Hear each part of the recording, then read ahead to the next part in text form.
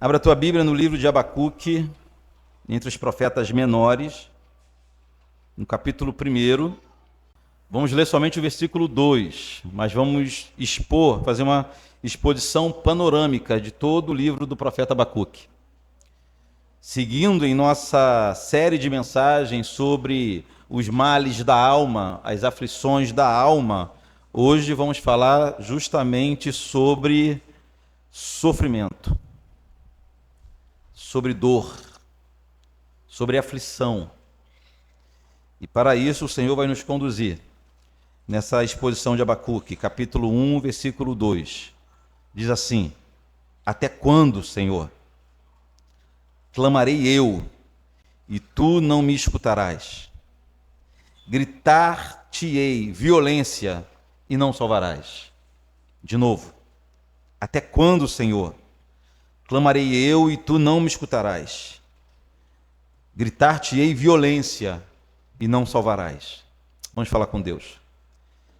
Pai querido, muito obrigado pela leitura da tua santa palavra, mais uma vez aqui nessa manhã. Agora nós clamamos pela atuação do Espírito Santo, nos fazendo entender a tua vontade revelada, Deus. Para isso, que o Espírito Santo nos ilumine o coração, a mente, que o Espírito Santo opere em minha vida, para que, mesmo considerando todas as minhas limitações, a tua igreja seja edificada mais uma vez e o teu nome exaltado aqui nesse lugar. Em nome de Jesus que nós clamamos. Amém. Queridos, lutas, aflições, dor, tribulação, sofrimento, angústia, infelizmente são palavras recorrentes em nosso vocabulário. São palavras que nós repetimos diversas vezes, em diversos momentos. Se fôssemos abrir aqui a oportunidade para que os irmãos contassem o testemunho de um momento de grande dor, é possível que a maioria absoluta dos irmãos tivessem algo para contar, tenham algo para contar.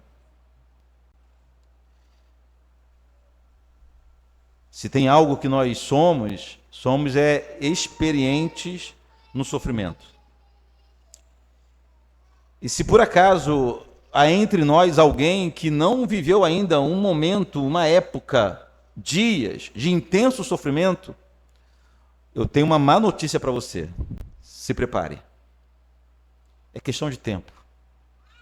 Mas ninguém passa por essa vida, ninguém passa por essa história sem essas marcas, sem as cicatrizes da dor. É possível que nesse momento, sentado ao teu lado, tem alguém vivendo dias de intensa dor, de intensa angústia, e você nem imagina. Infelizmente, nós ainda não adquirimos assim um nível de comunhão ao ponto de nos conhecermos completamente, de termos acesso uns aos outros de forma intensa e completa. Na verdade, eu nem sei se teremos esse nível de relacionamento um dia. É o nível desejado, principalmente para a igreja do Senhor. Mas nós vivemos dias de mais privacidade. E nós aprendemos a sofrer de forma privativa, de forma privada, de forma pessoal, no silêncio do nosso lar, no silêncio de nossas noites. Pode ser uma grande crise financeira, por exemplo, gerada por desemprego, gerada por fatores econômicos, que acarretam intenso sofrimento na vida de muita gente. Não estou falando de gente que ama o dinheiro e se vê desesperada quando o dinheiro acaba, não é isso não. Estou falando de gente honesta, homens e mulheres de Deus, mas que passa por períodos intensos de escassez em sua vida. Gera dor e sofrimento, vergonha, atraso de dívida. O sofrimento pode se levantar na forma de perseguição, de afronta, de calúnia, difamação, coisas que ferem o coração, às vezes mais do que fatores externos, né? Do que uma agressão física. A calúnia, a perseguição tem esse poder. O sofrimento pode aparecer em nossa vida na forma de um diagnóstico médico. Aquele resultado de um exame que é como se o nosso chão abrisse e fôssemos engolidos por um precipício, por um abismo de sofrimento e de dor.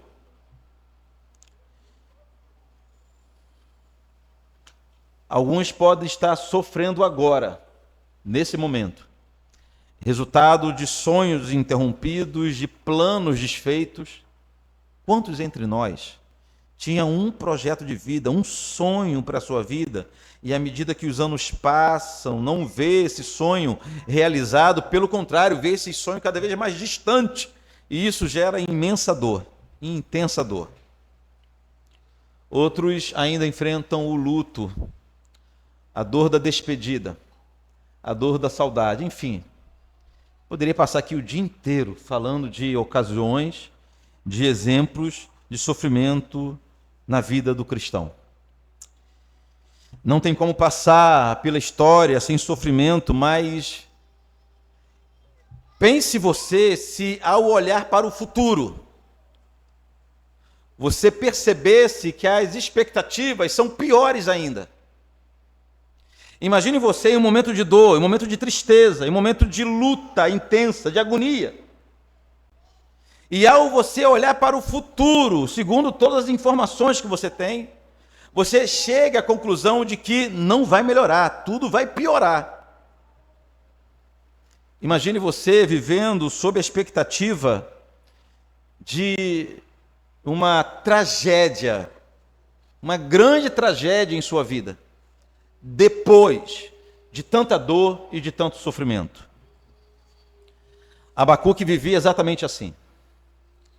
O profeta Abacuque, ele vivia a dor do presente, ele sofria de forma intensa naquele momento, o seu momento de vida, os seus dias presentes já eram de muitas dores, de muita agonia, de muito sofrimento. E para piorar, quando ele olhava para o futuro, ele se desesperava. Quando ele olhava para os próximos dias, ele se desesperava mais ainda. O que nos consola na dor é saber que a dor passa. O que nos consola no dia difícil é saber que, por pior que seja a tribulação, ela vai passar um dia. Mas, rapaz, Abacuque estava sofrendo. Abacuque estava em tribulação. E quando ele olhava o contexto, a conclusão que ele chegava é que vai piorar. Não vai melhorar, vai piorar.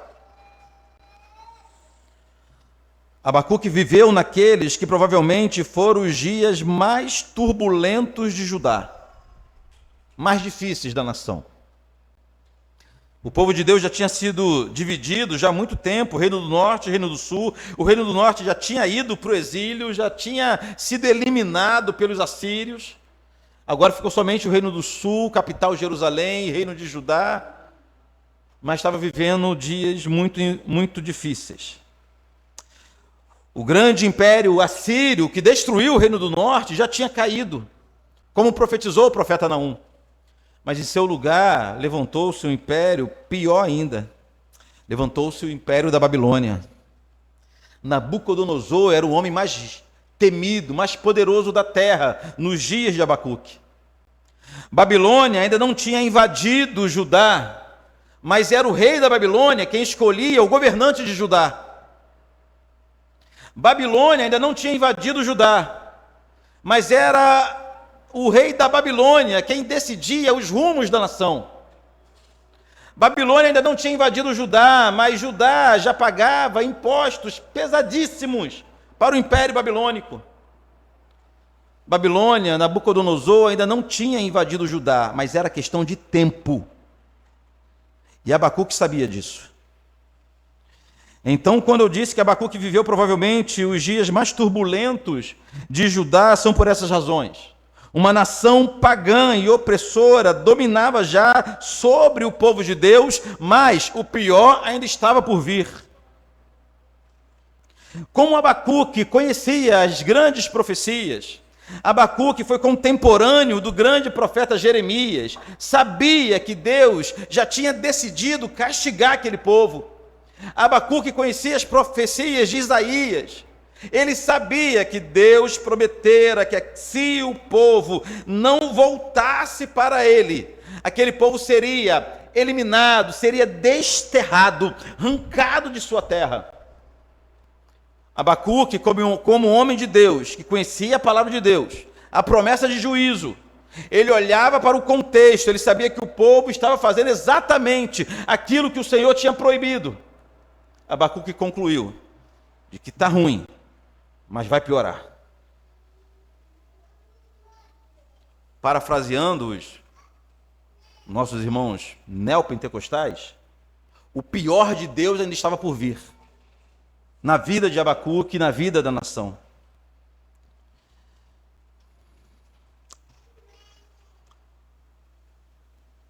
O profeta vivia dor. O profeta vivia a dor do presente, mas a amarga expectativa da tragédia que estava por vir. Não temos como imaginar a agonia, a aflição, o sofrimento desse homem de Deus. Não temos como imaginar. No início do seu livro, encontramos Abacuque fazendo uma reclamação ao Senhor. Abacuque provavelmente foi o único profeta que ele inverteu a sua atuação. Normalmente os profetas iam falar ao povo em nome de Deus. Abacuque fez diferente. Ele foi a Deus em nome do povo. Em sua oração ele fala com Deus, ele não fala com o povo. As primeiras palavras do profeta ao Senhor são palavras de queixas. Versículo 2 ao versículo 4 do capítulo 1. Acompanhe em sua Bíblia. Até quando, Senhor? Clamarei eu e tu não me escutarás. Gritar-te-ei violência e não salvarás. Por que me mostras a iniquidade e me fazes ver a opressão? Pois a destruição e a violência estão diante de mim. Há contendas e o litígio se suscita. Por esta causa a lei se afrouxa e a justiça nunca se manifesta, porque o perverso cerca o justo e a justiça é torcida. Irmãos, tem uma lista grande aqui de queixas do profeta. Abacuque reclamou que já tinha muito tempo que ele denunciava os pecados do povo e Deus não fazia nada. Abacuque reclamou que era Deus quem o fazia enxergar a calamidade da nação. Era Deus quem abria os seus olhos, quem lhe dava discernimento para enxergar o estado, o nível de depravação de toda Judá. Era Deus que deixava Abacuque entender a situação de Judá.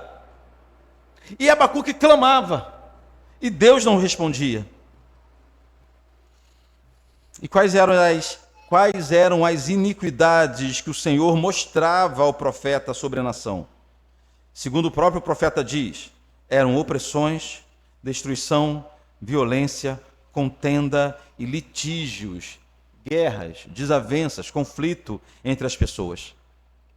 Por tudo isso, por aparentemente ser a única pessoa com discernimento no meio de uma sociedade já caída em pecado, por entender que a sociedade estava corrompida, estava depravada e não havia sinal nenhum de mudança, o que fatalmente iria redundar em juízo da parte de Deus, por saber que estava vivendo dias de intenso sofrimento e de dor, mas que o pior ainda iria acontecer, Abacuque clamou ao Senhor e suas primeiras palavras foram: até quando, Senhor?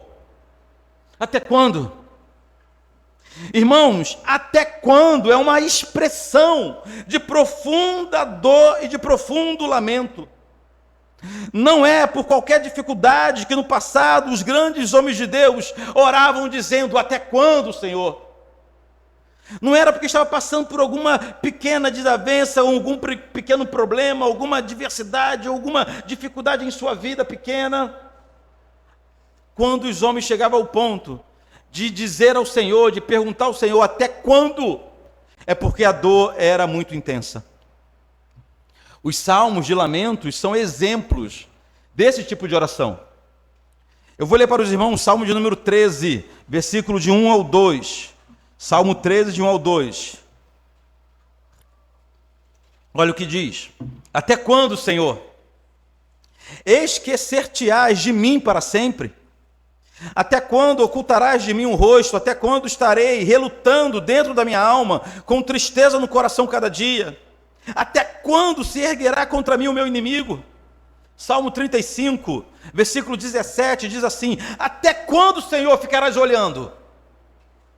Irmãos, percebam como é possível a gente sentir o tamanho da dor do salmista. Foi Davi quem escreveu o Salmo 13, o Salmo 35, debaixo de tanta dor.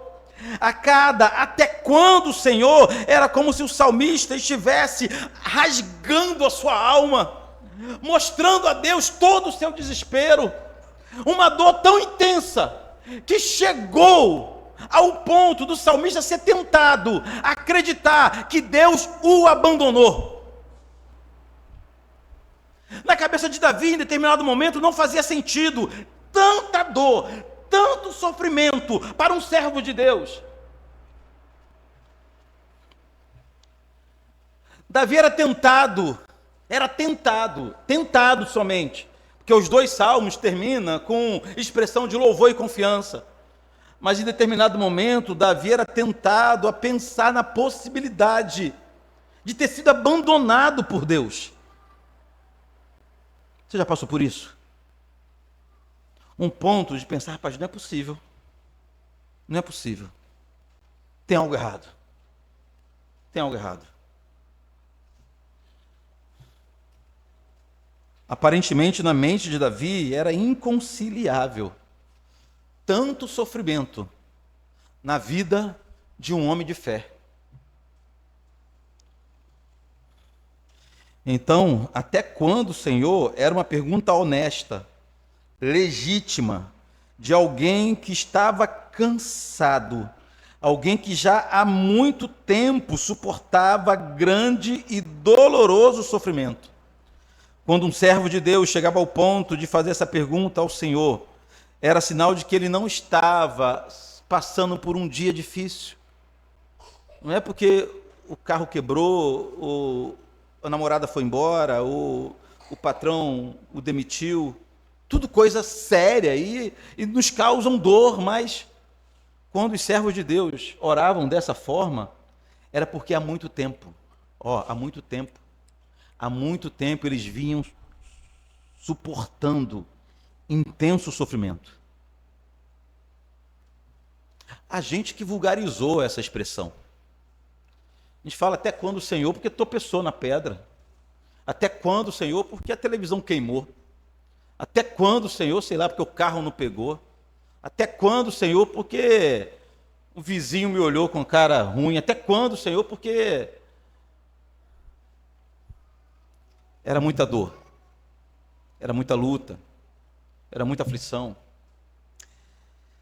O livro do Apocalipse diz que os nossos irmãos que morreram pela fé, os santos mártires, nesse momento estão no céu clamando: até quando, Senhor? Usando a mesma expressão de lamento dos salmos de lamento e do início da oração de Abacuque. Apocalipse, capítulo 6, versículo 9 e 10. Eu vou ler para os irmãos.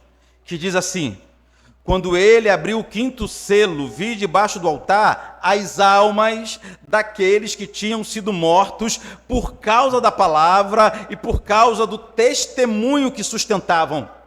Clamavam em grande voz, dizendo: até quando, Senhor? Até quando, soberano? Santo e verdadeiro, não julgas, nem vingas o nosso sangue dos que habitam sobre a terra. Os mártires da fé, homens de outra categoria que tiveram o seu sangue derramado por causa do testemunho do Evangelho, nesse momento clama a Deus dizendo: até quando, Senhor?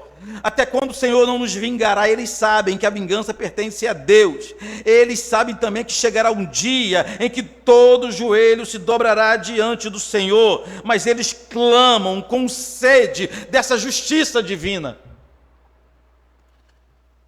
Resumindo, a expressão ou a pergunta até quando não é vulgarizada na Bíblia. Os servos só diziam isso em caso muito extremo.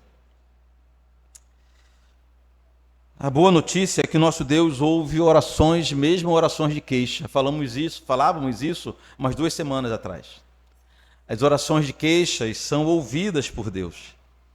E o Senhor ouviu e respondeu essas queixas de Abacuque no versículo 5, aqui do capítulo 1 do livro de Abacuque.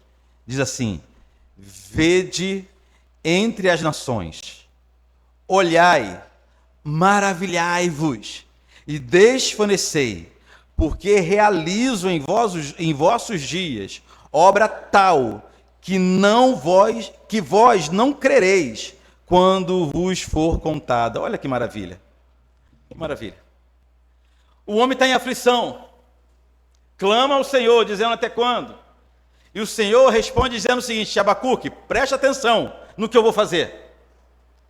Eu vou realizar um feito tão tremendo, que futuramente, quando vocês disserem para alguém, eles vão duvidar. De tão absurdo que é, de tão grandioso que é. Nesse ponto, nesse momento, o profeta deve ter pensado que o Senhor traria boas notícias. O coração dele, em algum momento, deve ter se aquecido, deve ter ficado feliz com essa palavra de Deus. Mas, querido, o profeta foi surpreendido pelo Senhor. O Senhor falou sim que faria grandes obras. Fique atento, que eu vou fazer grandes obras. Mas as grandes obras estavam longe de ser o que Abacuque queria. Nas palavras de Deus é o seguinte: você acha que vai piorar? Pois vai ser pior do que você imagina.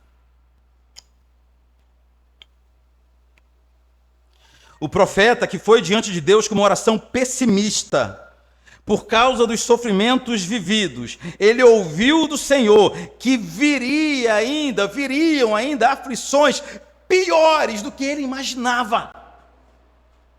Olha o versículo 6. Pois eis que suscito os caldeus. Caldeus e babilônicos eram o mesmo povo. Eis que suscito os caldeus, nação amarga e impetuosa, que marcham pela largura da terra para apoderar-se de moradas que não são suas. Palavras assustadoras do Senhor. O Senhor estava avisando ao profeta que um terrível inimigo se levantaria contra Judá, mas que seria ele mesmo, o Senhor. Aqui está o primeiro motivo do apavoramento. O Senhor não disse que os babilônicos viriam contra Judá. O Senhor não disse que o diabo levantaria os babilônicos contra Judá. O que o Senhor disse é o seguinte: eu suscito um povo contra vocês. Eu, o Senhor, levanto um povo que vai piorar a situação de vocês. Eu que levanto um povo perverso. Eles nem queriam, eles estavam nem aí para vocês. Mas eu, o Senhor, eu levanto esse povo como espada contra o meu povo, é o que o Senhor está dizendo. Quando o Senhor disse que os caldeus eram impetuosos e marchavam pela largura da terra, era para que Abacuque tivesse uma noção do tamanho desse exército. Então, segundo o Senhor, a tragédia não seria da forma que Abacuque pensava, seria pior. Muito pior. Muito pior. O Senhor seguiu dando mais detalhes sobre esses dias. Versículo 7. Eles são pavorosos. Olha para mim, imagina Deus falando isso. Imagina Deus, é Deus, não sou eu não. Deus falando isso. Eles são pavorosos e terríveis. E criam eles mesmos o seu direito e sua dignidade. Ou seja, eles não obedecem lei de ninguém. Eles fazem o que dá na telha. Versículo 8. Os seus cavalos são mais ligeiros do que os leopardos, mais ferozes do que os lobos. Ao anoitecer, são os seus cavaleiros que se espalham por toda parte. Sim, os seus cavaleiros chegam de longe, voam como águia e se precipitam a devorar. Imagem é essa? Imagem de filme de terror. O profeta estava só pessimista. Nesse momento, Abacuque deve ter pensado, era melhor que fosse só a tragédia que eu pensei. O Senhor seguiu fazendo descrição deles, versículo 9. Eles todos vêm para fazer violência. O seu rosto suspira por seguir avante. Eles reúnem os cativos como areia. Eles escarnecem dos reis. Os príncipes são objetos do seu riso. Ou seja, não há poderosos que os detêm. Riem-se de todas as fortalezas, porque, amontoando terra, as tomam. Então passam como passa o vento e seguem, fazendo-se culpados, este cujo poder está em seu Deus. A ideia aqui é assustadora. A ideia aqui é de um exército que passa trazendo violência, trazendo dor, trazendo tragédia, mas com uma facilidade que eles passariam por Judá como um vento. Eles próprios não sentiriam nada. É como se fosse a luta de um boxeador gigante contra um anão raquítico. Uma vitória sem esforço, uma tragédia sem esforço, uma calamidade sem esforço.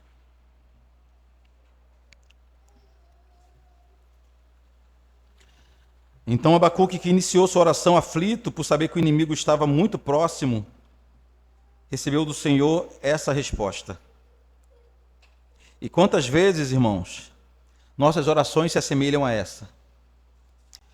Quantas vezes nós clamamos ao Senhor para aliviar a nossa luta e no lugar de alívio, o que o Senhor diz é: prepara-te, porque vai piorar.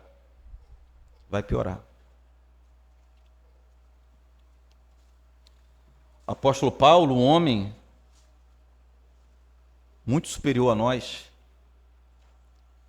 orou ao Senhor pedindo um alívio,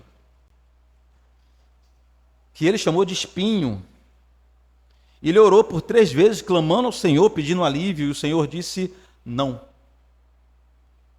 Não. Não vai ter alívio. O que você faria no lugar de Abacuque? O que você faria? Ia falar: tá bom, Senhor, tá tudo certo, vou preparar minha casa, vou comprar mantimentos, eu vou no mercado, que os dias serão difíceis. Abacuque foi ao Senhor de novo. Abacuque foi ao Senhor em oração mais uma vez. O que fica claro nessa segunda oração foi a insatisfação do profeta. Você já foi a Deus com uma oração de insatisfação? Pois bem, pior que isso, Abacuque, em sua segunda oração, ele chegou ao ponto de questionar o Senhor. Ele chegou ao ponto não de duvidar, mas de questionar se aquilo que o Senhor faria seria certo ou errado. Olha o versículo 12 aqui do capítulo 1 ainda. Não és tu, Deus, não és tu desde a eternidade, ó Senhor meu Deus, ó meu santo, não morreremos. Para por aqui. Abacuque discorda de Deus na cara de pau. Deus está dizendo que viria destruição, dor e morte. Abacuque fala: o Senhor está enganado. Tem alguma coisa errada. O Senhor deve estar confundindo os povos. Não é possível. O Senhor não conhece aquela música que diz que nós não morreremos enquanto as promessas não se cumprirem. É mentira do Senhor, nós não morreremos. Ele segue ainda no versículo 12: ó Senhor, para executar juízo puseste aquele povo, tu, ó rocha, o fundaste para servir de disciplina. Queridos, o argumento do profeta aqui é o seguinte: o Senhor é puro, o Senhor é bom, o Senhor é santo. O Senhor não pode, olha só, Abacuque querendo ensinar a Deus. O Senhor não pode usar um povo mais perverso do que a gente para disciplinar a gente. O Senhor não pode usar como instrumento um povo pagão, como os babilônicos. Irmãos, olha o versículo 13. Tu és tão puro de olhos que não podes ver o mal, e a opressão não podes contemplar. Por que, pois, toleras os que procedem perfidamente e te calas quando o perverso devora aquele que é mais justo do que ele? Entenda isso aqui. Abacuque nem estava dizendo que Judá era um povo santo. Já esqueceu, já passou dessa fase, já perdeu essa inocência. Abacuque estava dizendo o seguinte: nós não somos santos, mas nós não somos piores do que os babilônicos. Nós não somos santos, mas eles são piores que a gente. É briga de irmão, né? Briga de irmão é assim. Briga para descobrir quem é pior, quem é menos pior, na verdade. Quem é menos pior. É um acusando o outro. Ninguém fala que é santo, só fala que pelo menos não faço o que o outro faz.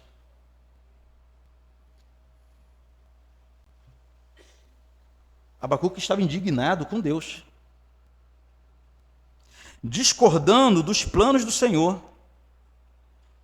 Essa oração de Abacuque de discordância, de indignação contra Deus, só termina no primeiro versículo do capítulo 2.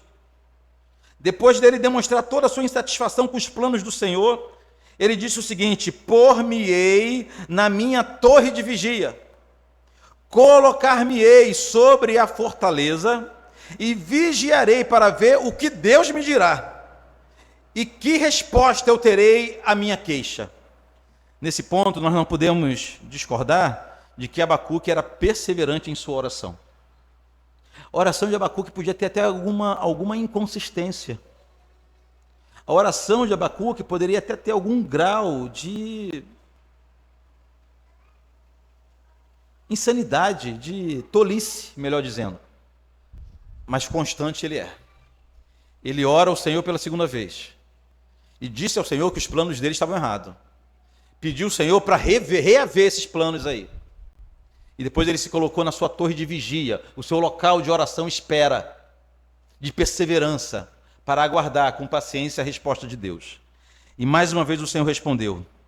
Na primeira parte da resposta, o Senhor mandou Abacuque pegar uma tábua bem grande para escrever tudo que ele revelaria.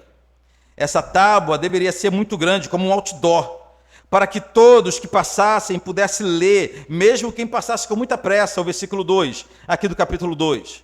O Senhor me respondeu e disse: escreve a visão, grava sobre tábuas, para que a possa ler até quem passa correndo.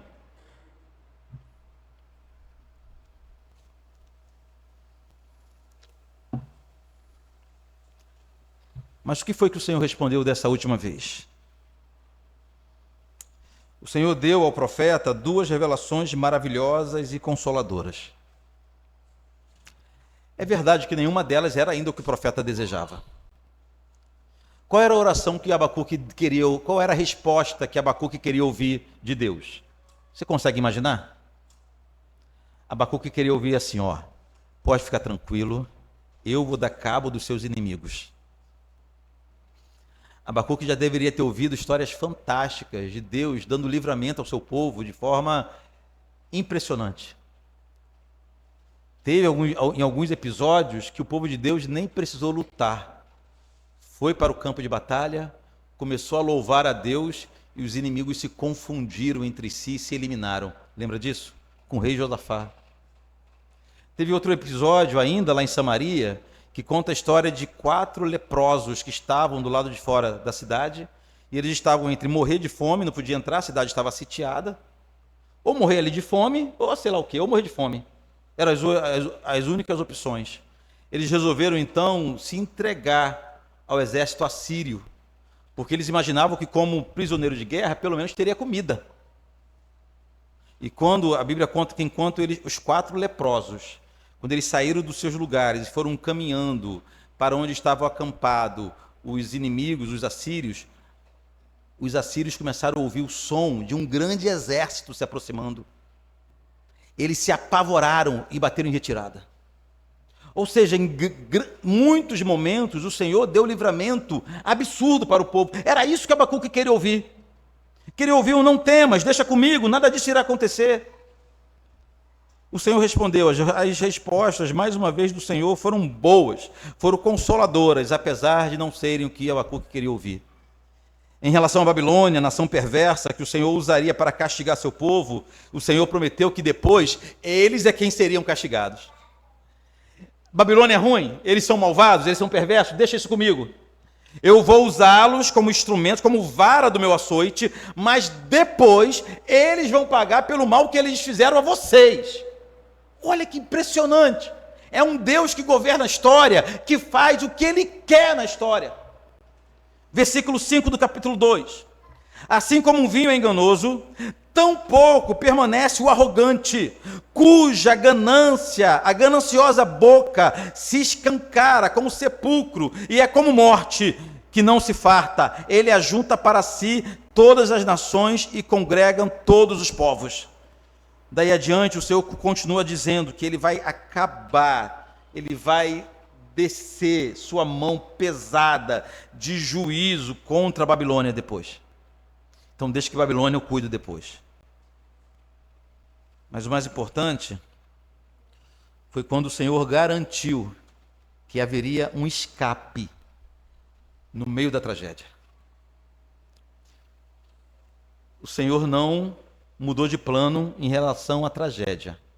Mas pela primeira vez nesse diálogo entre Deus e Abacuque, o Senhor mostrou um escape, um caminho da graça, uma esperança. Segundo o Senhor, no meio de toda a calamidade que haveria de vir, um grupo de pessoas permaneceria de pé. Um grupo de pessoas não cairia. Um grupo de pessoas não morreria. Um grupo de pessoas viveria. Esse grupo de pessoas Deus chamou de justos. E disse que no meio daquela dor, o justo viveria por fé. Versículo 4 do capítulo 2. Eis o soberbo, sua alma não é reta nele, mas o justo viverá pela sua fé. Era como se fosse um ponto de luz que começou a brilhar na vida do profeta no meio de tanta escuridão. O Senhor não mudou de ideia. O Senhor não mudou os planos. O Senhor não prometeu que eliminaria a causa do sofrimento de Abacuque. O Senhor não livraria o seu povo da dor. O que o Senhor prometeu é que os justos, no meio daquele povo, mesmo no meio do caos, permaneceriam, resistiriam, iriam ficar de pé ainda, mas isso somente pela fé.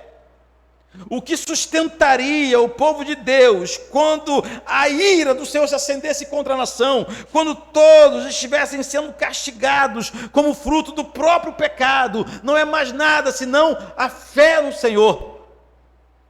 Os homens não teriam mais onde se apegar, e eles iriam olhar para as circunstâncias, eles iriam olhar para o contexto, e o contexto de fato seria apavorante, desesperador.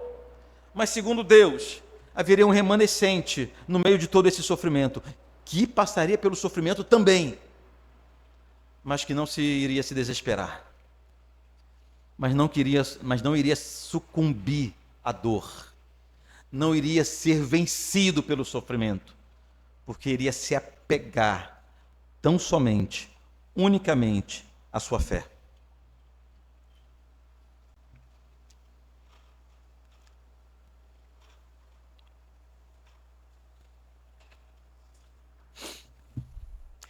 Era como se o Senhor dissesse ao homem: tudo que você acha que precisa, você não precisa.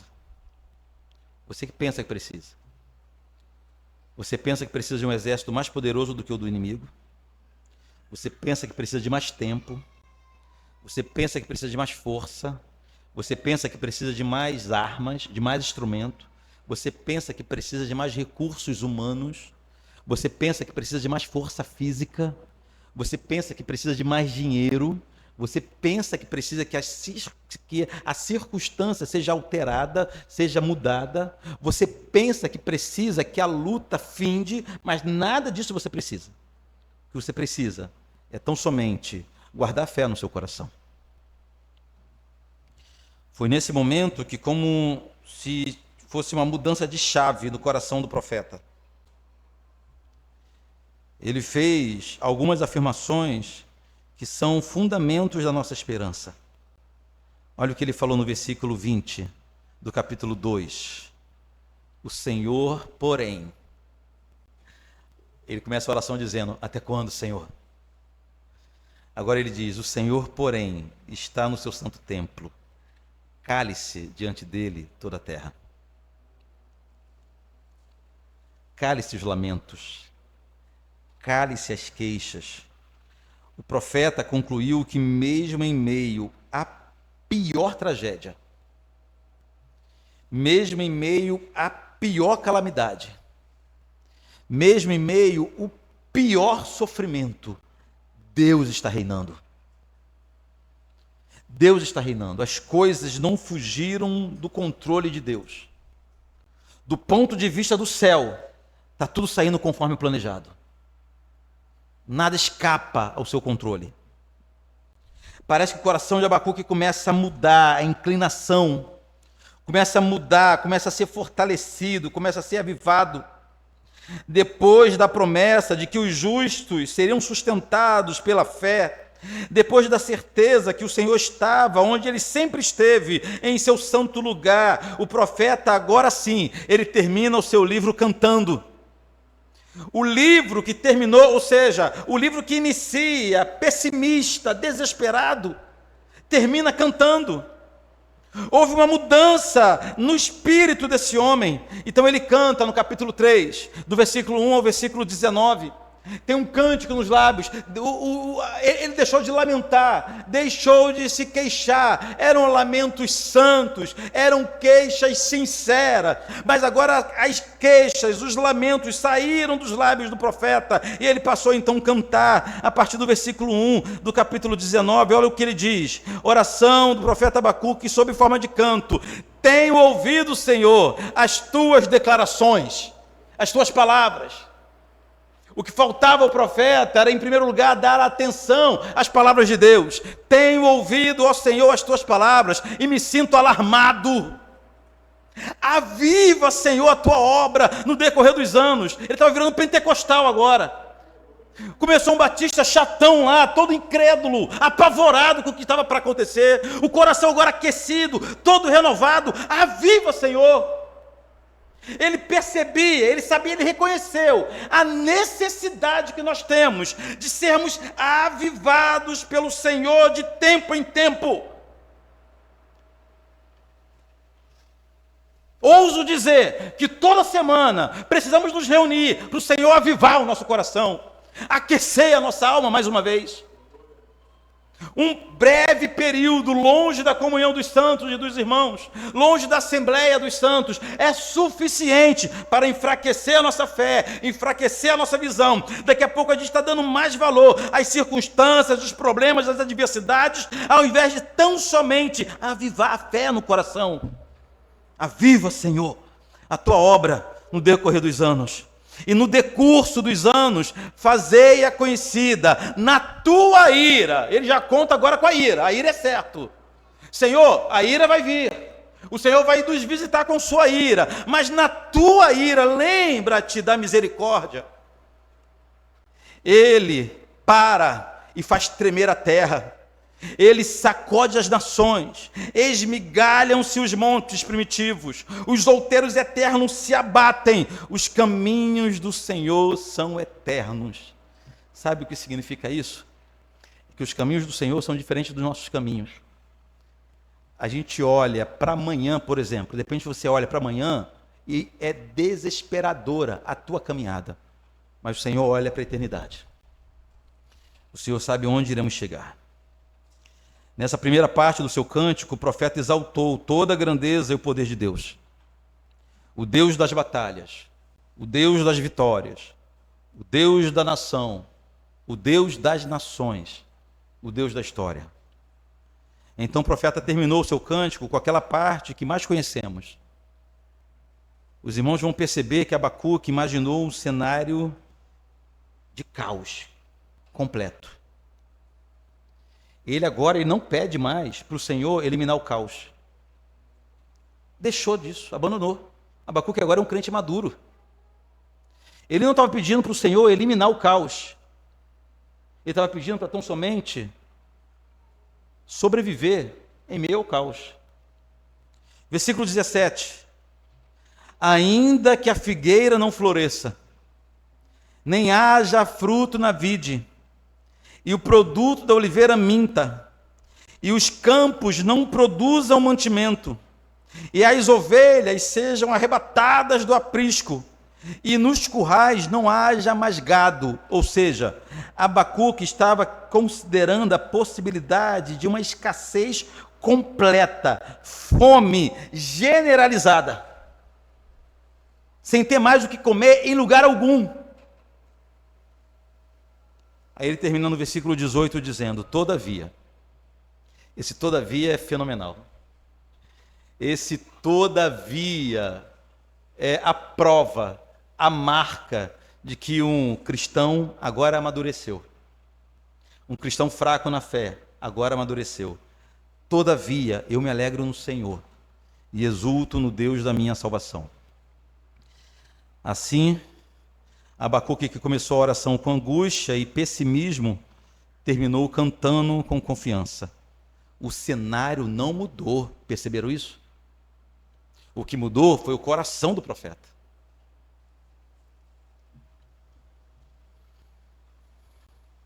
Sofrimentos. Pastor Tiago Guerra escreveu que o sofrimento é, sem dúvida, o calcanhar de Aquiles da teologia de muitos cristãos. Vou repetir: o sofrimento é, sem dúvida, o calcanhar de Aquiles da teologia de muitos cristãos. Pastor Tiago, com certeza, está se referindo a um tipo de gente que aprendeu que o verdadeiro crente até passa por algumas lutas, mas não viveu para sofrer. Que o verdadeiro crente vive de vitória em vitória. Muitos cristãos aprenderam que o verdadeiro crente não morrerá enquanto as promessas não se cumprirem em sua vida. Muitos irmãos aprenderam que o verdadeiro crente não vai passar por diversidades severas. Não vai sofrer de enfermidades sérias. Muitos irmãos nossos aprenderam que o verdadeiro crente não vai morrer, não vai ser vítima, não vai sofrer violência. Esses irmãos, eles desabam da fé quando a tragédia chega. Porque a tragédia chega na vida do crente também. Quero dividir com os irmãos algumas lições, seguindo para o fim, algumas lições bíblicas sobre o sofrimento. A primeira lição é que não havia sofrimento na criação original. Até o capítulo 2 de Gênesis, não havia sofrimento de nada, de ninguém. Nem na natureza, nem de animais, ninguém sofria. O sofrimento era inexistente até o capítulo 2 de Gênesis. Todas as aflições, todas as dores, todas as dificuldades que nós vivemos nessa história são frutos diretos do pecado. O pecado transformou o mundo em um vale de dor, transformou o mundo em um vale de lágrimas. Só há 2 momentos na história da humanidade, descrito na Bíblia, em que não há sofrimento. Há 2 momentos somente. Nos 2 primeiros capítulos de Gênesis e nos 2 últimos capítulos de Apocalipse. Nos 2 extremos da Bíblia não há pecado. Não há mais pecado reinando, não estamos mais sujeitos ao pecado. Nesses 2 momentos não há sofrimento. Por toda a história, do capítulo 3 de Gênesis até Apocalipse 20, tem sofrimento. Por causa do pecado. Há sofrimentos que são sim consequências diretas do nosso pecado. Era o caso do povo de Judá. Há sofrimentos que nós vivemos que é causa direta, consequência direta de nossos próprios pecados. É impossível nós tomarmos atitudes insanas, inconvenientes e não pagarmos o preço por isso. Mas mesmo na dor, há um escape para aqueles que estão sofrendo, ainda que seja consequência do próprio pecado. Há sofrimento que é consequência do pecado dos outros. Pessoas pecaram contra você, pecaram contra nós, e nos lançam em um abismo de sofrimento e dor. Ah, irmãos, como a vida aplica essas peças da nossa vida. O sofrimento é democrático. Ele não faz distinção de pessoas. Não é só você que sofre. Não é só você que sofre. Você não sofre sozinha. Você não sabe como está sofrendo essa pessoa que está do teu lado, possivelmente. A sua dor não é a maior nem mais intensa. O sofrimento é democrático, é independente, e ele alcança pessoas de todos os povos, de todas as línguas, de todas as nações, independentemente da classe social, da cor da pele, da linhagem familiar. Todos, na história, são vítimas de sofrimento. Todos. Não tem distinção. A gente que pensa que a nossa classe sofre mais, ou o nosso gênero sofre mais, ou o nosso povo sofre mais, ou a nossa família sofre mais.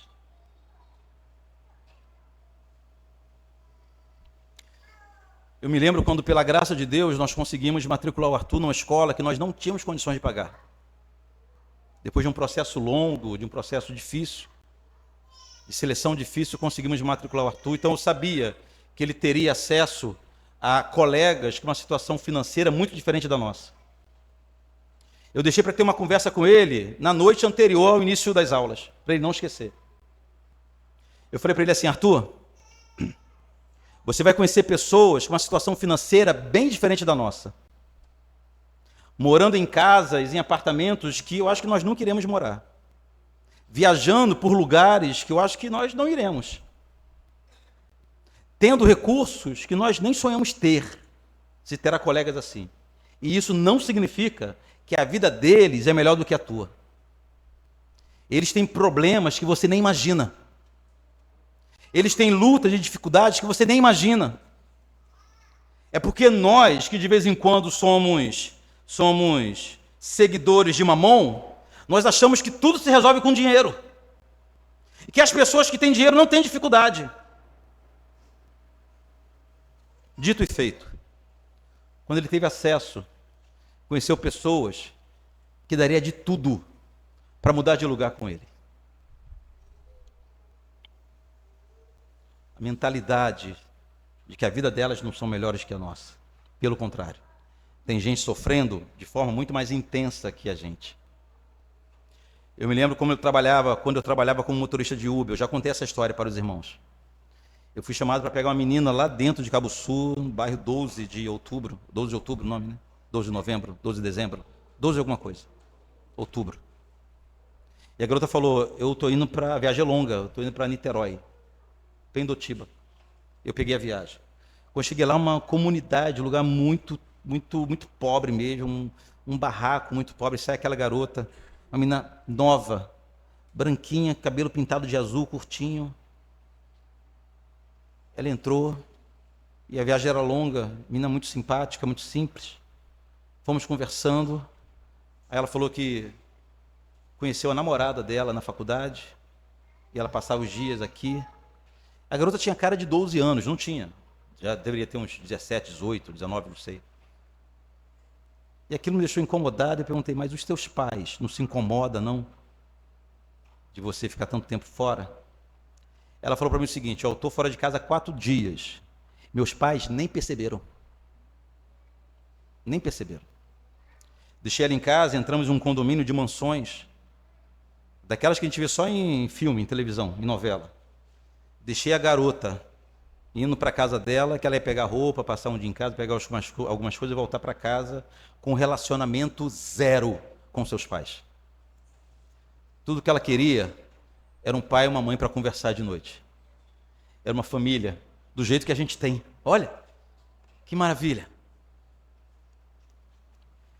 É loucura nossa pensar que o nosso sofrimento é mais intenso, é maior, e que os outros não sofrem, até de forma mais intensa e pior do que a gente.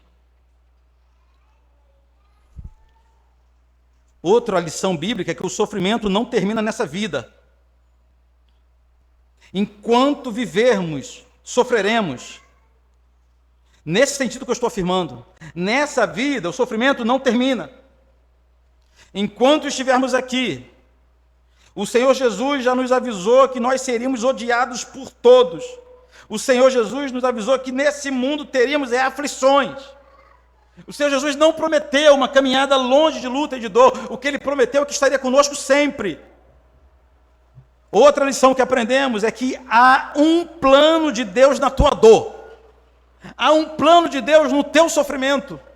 Como nós sabemos que nada foge das mãos do Senhor, então é óbvio que há um plano de Deus por trás dessa dor que você está atravessando. Tiago, capítulo 1, versículo 2, diz assim: meus irmãos, tendes por motivo de muita alegria o passardes por várias tribulações. Olha que alegria. E aí, irmão, como é que você está? Rapaz, esse dia está muito bom. Paz, chorei a noite toda. Tem 5 dias que eu não durmo. Como está gostoso. Não é isso que Tiago estava dizendo.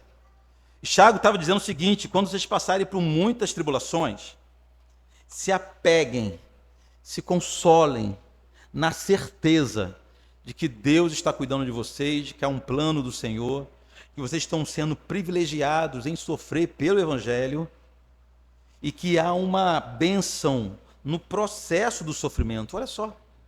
Versículo 3 ainda de Tiago 1. Sabendo que a aprovação da vossa fé, uma vez confirmada, produz perseverança. Ora, a perseverança deve ter ação completa para que sejais perfeitos e íntegros e em nada deficientes. O sofrimento é instrumento de Deus para nos moldar. Apesar do mundo inteiro estar sofrendo, minha 6ª lição sobre o sofrimento. Apesar do mundo inteiro estar sujeito ao sofrimento, há um grupo de pessoas que pode ter esperança. Somente os justos vivem por fé. Somente os justos. Veja que proposta maravilhosa. Isso significa que a gente não depende de um plano econômico do governo, que a gente não depende da mudança de presidente, a gente não depende das estações e dos climas, a gente não depende da boa vontade do patrão, do empresário, do comerciante, a gente não depende de nada disso. Basta guardarmos a nossa fé bíblica no coração, que é a nossa...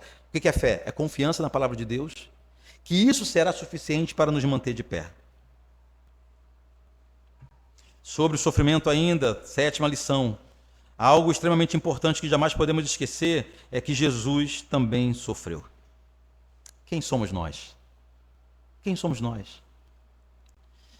Isaías 53, referindo-se a Jesus, disse que ele é homem de dores, que sabe o que é padecer. 1 Pedro 2, 21 diz assim: porquanto para isto mesmo foste chamado, pois que também Cristo sofreu em vosso lugar, deixando-vos exemplo para seguirdes os passos. Olha que maravilha. Jesus é o Deus das dores. Jesus é o único Deus que sentiu dor. Por isso ele pode se compadecer. Jesus é o único Deus que tem feridas. Ele não ignora a sua dor, ele não ignora as suas lágrimas, ele não ignora o seu sofrimento, porque ele sabe o que você vive, ele sabe, ele também chorou, ele também sofreu, ele também sentiu dores, irmãos. Isso tudo faz com que Jesus seja o nosso perfeito intercessor, em especial em nossas dores. Quando você chora, ele sabe o que é isso. Quando seu coração aperta, ele sabe o que é sentir sofrimento. Quando você se sente medo, quando você se apavora, ele sabe o que é estar aflito. O único Deus que tem feridas, o único Deus que tem marcas, o único Deus que tem cicatrizes é o Senhor Jesus. Palavras de Jesus, João 13, versículo 33. Estas coisas vos tenho dito para que tenhais paz em mim. No mundo passais por aflições, mas tende bom ânimo, eu venci o mundo. Queridos, e a última lição sobre sofrimento é que um dia todo sofrimento terá fim. Espera só mais um pouquinho. Espera só mais um momento. A Bíblia chama essa nossa passagem pela terra de leve e momentânea tribulação, que às vezes dura 40 anos, 50, 70, 80, 110 anos, mas que a Bíblia chama de leve e momentânea tribulação, comparado à eternidade que passaremos com Deus, como diz Apocalipse 21, versículo 3. Então ouvi grande voz vinda do trono dizendo: Eis o tabernáculo de Deus com os homens. Deus habitará com eles. Eles serão povos de Deus, e Deus mesmo estará com eles. E lhes enxugará dos olhos toda lágrima, e a morte não existirá. Já não haverá luto, nem pranto, nem dor, porque as primeiras coisas se passaram. Eu termino com 5 aplicações breves. A primeira: ore com honestidade. Não adianta falar para Deus que você está feliz, está forte, quando não está. Um hino antigo que a gente cantava quando era criança diz: conte para Jesus onde é a sua dor. Conte para Jesus o que está acontecendo. Conte para Jesus o que você sente no coração. Que suas orações sejam sinceras. Espere qualquer resposta de Deus. Quem fala com o Senhor sinceridade, espera a sinceridade do nosso Pai. A resposta pode vir de uma forma que você não deseja. Espere qualquer resposta. Persevere em oração.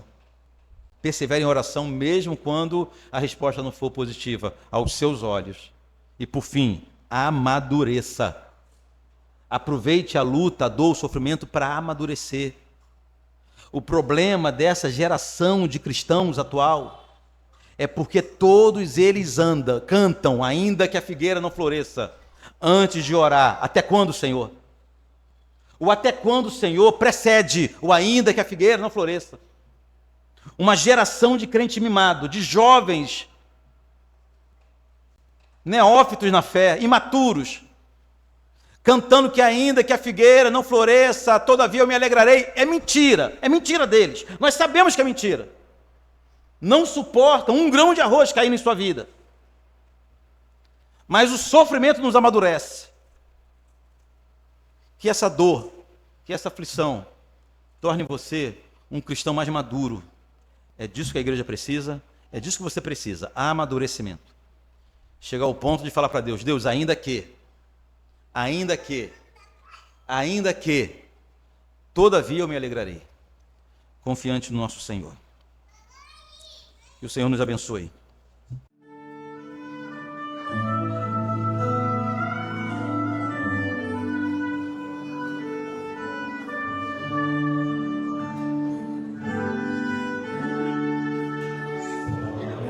Jesus, confia em